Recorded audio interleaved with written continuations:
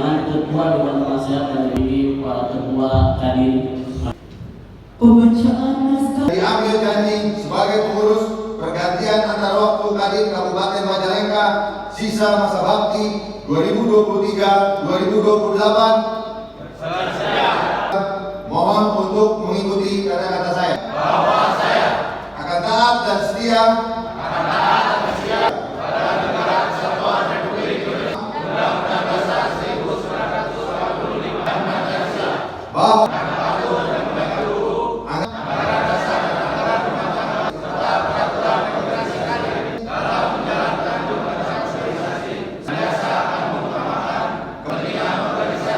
di atas kepentingan pribadi dan golongan.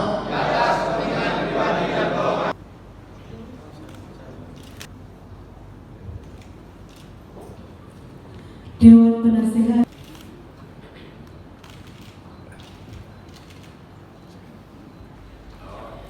baik, mempersilakan kepada Dewan atau yang mewakili ada Pak di Kabupaten Majalengka ini ke tahun, dan itu sangat bisnis di Majalengka menggunakan kepada seluruh pemangku kepentingan, mobilitas, pelaku usaha, ide gagasan dalam menciptakan peluang-peluang, dalam menciptakan kolaborasi inklusif tentang pentingnya inklusi dalam dunia usaha.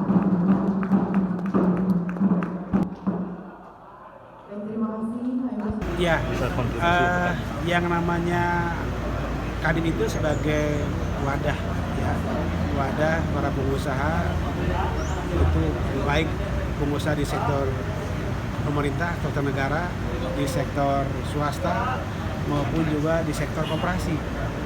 Maka kemudian kalau itu sudah ditangkap tiga sektor itu, maka kemudian yakin ya Kadin akan maju. Kita banyak pengusaha yang bekerja di sektor negara, ada juga di sektor koperasi. Tetapi sekarang kan sedang muncul kebijakan pemerintah terkait dengan pembentukan koperasi merah putih. Saya harap ya, di samping tadi kita bekerja sama di bidang sektor pemerintah atau negara, tak kalah penting bergeser juga ke desa, harus bisa berdiri. Bagaimana teman-teman Kadin bisa ikut mengasistensi agar bisa memajukan operasi merah putih yang ada di Majalengka. Pun juga dengan pihak swasta yang banyak di Majalengka, para pengusaha yang diwadahi yang bisa bekerjasama dengan Kadin. Saya yakin kalau Kadin memaksimalkan perannya, maka ekonomi dan pengusaha Majalengka akan semakin langgeng. Sebelumnya saya sampaikan juga terima kasih kepada teman-teman media. Aura positif, bukan aura kasih ya, aura positif memang sudah terlihat tadi dengan hadirnya Pak Bupati, Pak Wakil Bupati.